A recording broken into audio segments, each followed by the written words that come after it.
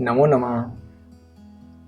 प्रिय विद्यार्थियों, आज हम कक्षा 10वीं की संस्कृत का तृतीय पाठ पढ़ने जा रहे हैं।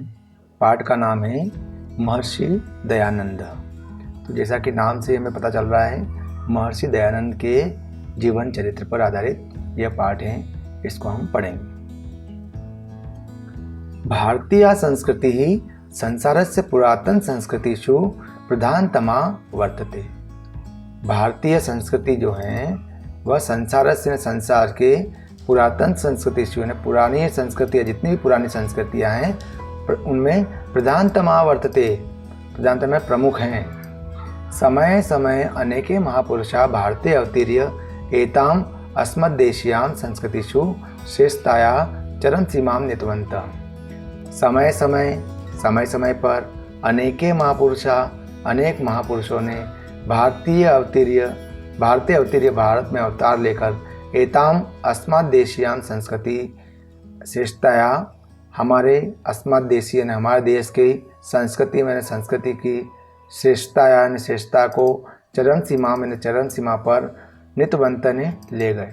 समय समय पर अनेक महापुरुषों ने भारत में अवतार लेकर के हमारे देश की संस्कृति को श्रेष्ठता की चरम सीमा पर ले गए। महर्षि दयानंद तेषु प्रधानतमः उन्नायकः आसीत्। महर्षि दयानंद तेषु उनमें प्रधानतम उन्नायक थे। अस्मिन् पाठे महर्षि दयानन्दस्य जीवनचरितं प्रस्तुयते। अस्मिन् पाठे, इस पाठ में महर्षि दयानंद के जीवन चरित्रम प्रस्तुयते, जीवन चरित्र को प्रस्तुत किया गया है। पाठ पढ़ेंगे। महर्षेः दयानन्दस्य जन्म गुर्जर प्रदेशे ब्राह्मण परिवारे फरवरी मासे 12 दिनांके चतुर्विंशत्युत्तरा अष्टादशशततमे ईस्वीये वर्षे अभवत्। महर्षेः दयानन्दस्य जन्म है ना। महर्षि दयानंद का जन्म गुर्जर प्रदेश से ब्राह्मण परिवार, गुजरात प्रदेश के ब्राह्मण परिवार यानी ब्राह्मण परिवार में फरवरी माह के 12 दिनांक 12 तारीख को चतुर्विंशता उत्तरा अष्टादशशतमे यानी 1824 होता है। चतुर्विंश 24 है ना, अष्टादशशतमे उत्तरा यानी बाद में, अष्टादशशतमे यानी 18वीं शताब्दी यानी 1800 के बाद 24, तो 1824 ईस्वी वर्ष अवध 1824 वर्ष में ईस्वी में हुआ। तो क्या अर्थ हुआ इसका, एक बार फिर से देखें कि महर्षि दयानंद का जन्म गुजरात प्रदेश के ब्राह्मण परिवार में 12 फरवरी 1824 ईस्वी में हुआ। अस्य जन्म नाम मूल शंकर आसीत। अस्य मतलब इनका जन्म नाम मूल शंकर आसीत ने था। इनका जन्म नाम मूल शंकर था। ठीक है, तो दयानंद का जन्म नाम क्या था? मूल शंकर। यदा एष 16 वर्षीय जातः तदा अस्य भगिनी स्वर्गम गता। यदा मतलब जब, एष ने यह 16 वर्षीय जातः, 16 वर्षीय ने 16 वर्षों के, जातः यानी हुए, जब यह 16 वर्ष के हुए, तदा यानी तब, अस्य भगिनी यानी इनकी, भगिनी का अर्थ होता है बहन, स्वर्गम गता स्वर्गवास हो गया। जब ये 16 वर्ष के हुए तब इनकी बहन का स्वर्गवास हो गया। वर्षत्रयानन्तरं चास्य पितृव्योऽपि दिवंगतः। वर्षत्रयानन्तरं 3 वर्ष के अंदर ही च अस्य, और अस्य ने इनके, पितृव्योऽपि, पितृव्य धन अपि है ना, तो पितृव्य किसको बोलते हैं? चाचा को या काका को। अपि यानी भी, इनके चाचा भी दिवंगत यानी वो भी दिवंगत हो गए या उनका स्वर्गवास हो गया। 3 वर्ष के भीतर ही है ना, जब इनकी बहन का स्वर्गवास हुआ, उनके 3 वर्ष के भीतर ही उनके जो चाचा थे उनका भी स्वर्गवास हो गया। गृहे अन्येषु जनेषु विल्पस्सु अयं संसारस्य नित्यां विचारयन् कथम अहम अमरो भवेयम इति चिंतयामास।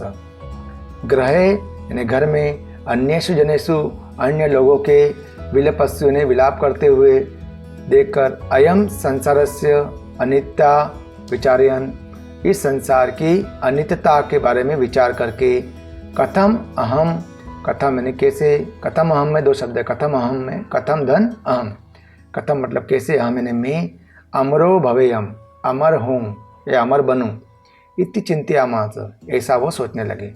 घर में अन्य लोगों के विलाप करते हुए देख करके इस संसार की अनित्यता के बारे में विचार करते हुए मैं कैसे अमर बनूं ऐसा यह सोचने लगे।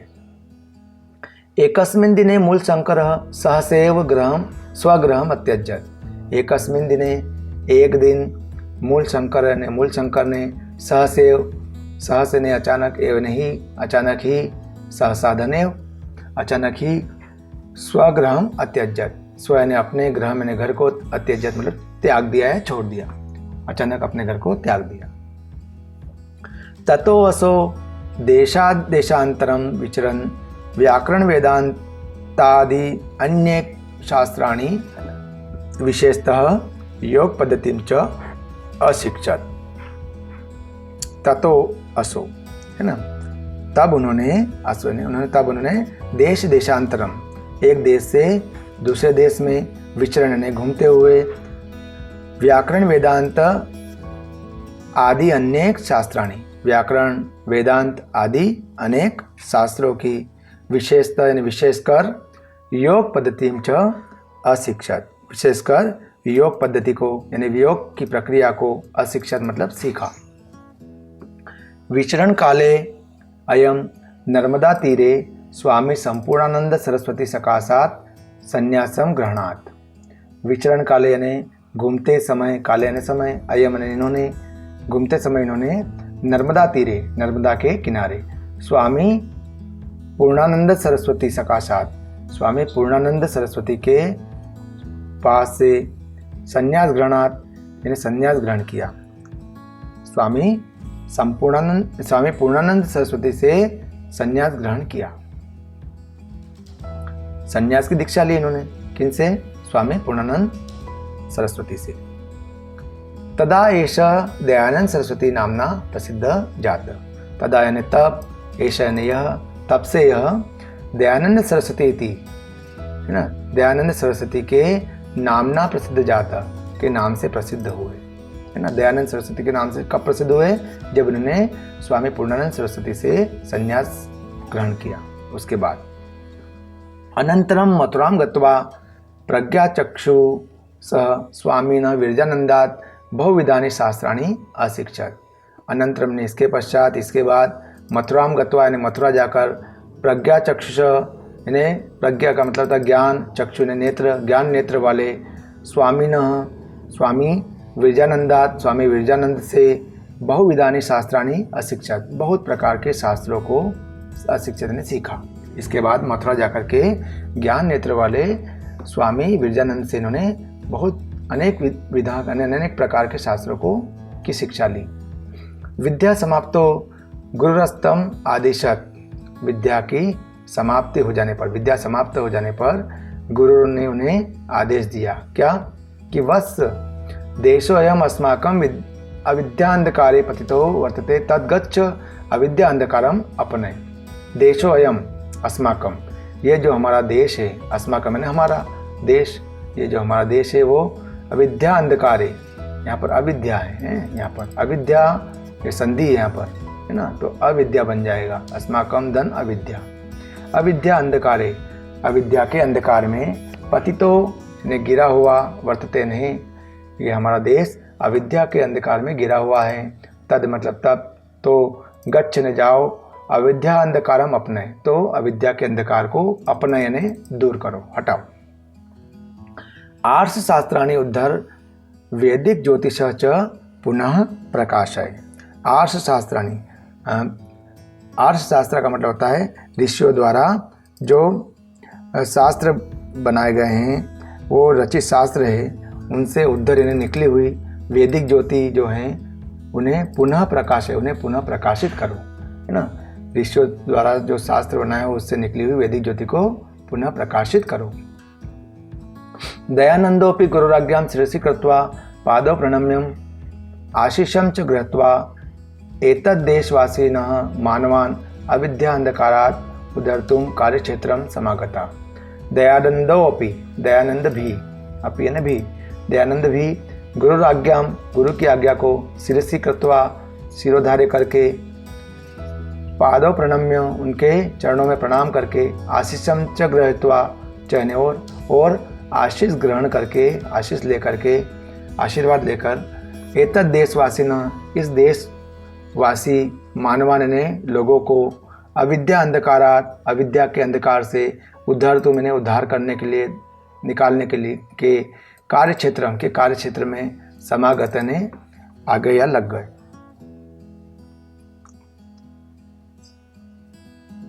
तो इसका अर्थ हुआ कि दयानंद भी गुरु की आज्ञा को शिरोधार्य करके, उनके चरणों में प्रणाम करके, उनका आशीर्वाद ग्रहण करके, इस देश के लोगों को अविद्या के अंधकार से दूर करने के कार्यक्षेत्र में लग गए या कार्यक्षेत्र में आ गए।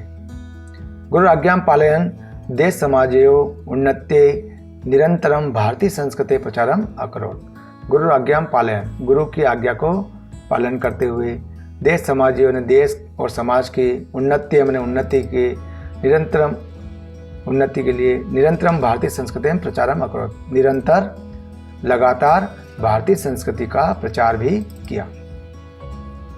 गुरु की आज्ञा का पालन करते हुए देश समाज की उन्नति के लिए निरंतर भारतीय संस्कृति का प्रचार किया। पाखंडोन्मूलनाय वैदिक धर्मस्य च पुनः स्थापनाय अयम संपूर्ण देशे ब्रह्म। पाखंडो उन्मूलनाय, पाखंड का मतलब होता है दिखावा, उन्मूलन मतलब उखाड़ फेंकने के लिए, नष्ट करने के लिए। तो जो दिखावे को खत्म करने के लिए या पाखंड को के उन्मूलन के लिए वैदिक धर्मस्य, वैदिक धर्म के को पुनः स्थापना करने के लिए अयम संपूर्ण देशे बभ्राम, अयम ने यह संपूर्ण देश ने, संपूर्ण देश में ब्रह्म ने घूमे, है ना। पाखंड के उन्मूलन के लिए और वैदिक धर्म की स्थापना के लिए वह संपूर्ण देश में घूमे। सामाजिक कुप्रथानां निवारणाय एष आर्य समाजस्य स्थापनां कृतवान्। सामाजिक कुप्रथानां, सामाजिक कुप्रथा को निवारणाय, निवारण करने के लिए, सामाजिक कुप्रथा ने कुरीतियाँ होती, सामाजिक कुरीतियों के निवारण के लिए एष यानी यह आर्य समाजस्य स्थापनां कृतवन्तः, इन्होंने आर्य समाज की स्थापना की। तो स्वामी दयानंद सरस्वती ने सामाजिक कुरीतियों को दूर करने के लिए आर्य समाज की स्थापना की। महर्षि विधवा अबलानां दलित वर्गाणां गवां च उद्धाराय सदैव प्रयतत। महर्षि ने विधवा, अबला, दलित वर्ग और चने और गवा मैंने गाय को के उद्धाराय ने उद्धार करने के लिए सदैव प्रयतत, हमेशा प्रयत्न किया, प्रयास, प्रयतत ने प्रयास किया। महर्षि ने विधवा, अबला, है ना, दलित वर्ग और गायों के उद्धार के लिए सदैव प्रयास किया। स्वातंत्र्य भावना अपि प्रथमम अनेनैव महर्षिणाम अस्माकं हृदये जागृता। स्वातंत्र्य भावना अपि यानी भी, स्वतंत्रता की भावना भी, प्रथमम मैंने सबसे पहले, अनेनैव महर्षिणाम, इन महर्षि ने ही, अस्माकं मैंने हमारे, हृदय में जागृता ने जागृत की। स्वतंत्रता की भावना भी सबसे पहले महर्षि ने ही हमारे हृदय में जागृत की। नाना विधानी दुखानी सोढ़वा अपि न अयम कर्तव्य विमुखो जाता। नाना विधानी, नाना ने अनेक, विधानी ने प्रकार के, अनेक प्रकार को ये दुखानी ने दुखों को, सोढ़वा पीने सहकर भी, है ना अयम कर्तव्य विमुख हो जाता, यह कर्तव्य से विमुख नहीं हुए, है ना अयम न यह नहीं, ना तो यह नहीं हुए, कर्तव्य से विमुख नहीं हुए। येनास्य महापुरुषस्य ख्याति सर्वत्र व्याप्ता। येनास्य, जिससे, है ना, महापुरुषस्य ख्याति, जिससे इन महापुरुष की ख्याति या प्रसिद्धि सर्वत्र व्याप्ता, सभी जगह फैल गई। अयम महापुरुष सह चिरोपेक्षित वेदानाम प्रचारम अकरोत्। अयम महापुरुष ने, इन महापुरुष ने या इस महापुरुष ने चिरोपेक्षित वेदानाम, चिर का मतलब होता है लंबा, है ना, लंबे समय से अपेक्षित वेदानाम, है ना, उपेक्षित वेदों, है ना, वेदों की उपेक्षा की जा रही थी। तो इन महापुरुषों ने लंबे समय से उपेक्षित वेदों का प्रचारम अकरोत्, प्रचार किया। किसका प्रचार किया? वेदों का। एतस्य विशिष्ट संदेश आसीत्, एतस्य ने इनका, विशिष्ट ने विशेष या प्रमुख, संदेश आसीत् संदेश था, इनका प्रमुख संदेश था। यत ने कि क्या था कि जनाः वेदान प्रत्यागच्छेयुः, जना यानी लोग, है ना, वेदान प्रत्यागच्छेयुः, वेदों की ओर प्रत्यागच्छेयुः, प्रत्यागच्छेयुः ने पुनः लौट आए, है ना, कि लोग वेदों की ओर वापस लौट आए या वापस आ जाएं, है ना, क्योंकि वेदों की अपेक्षा हो गई थी इस समय, है ना, हमारे समाज में। तो उपेक्षित वेदों को उन्होंने फिर से प्रचार किया। उनका संदेश था कि लोग वेदों की ओर पुनः लौटे।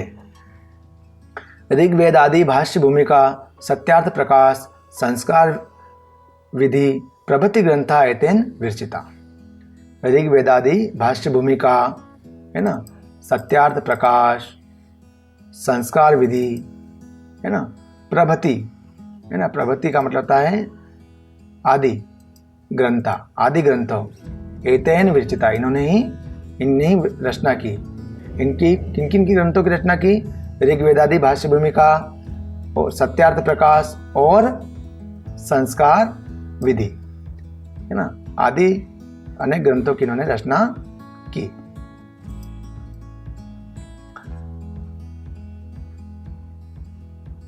अक्टूबर मासे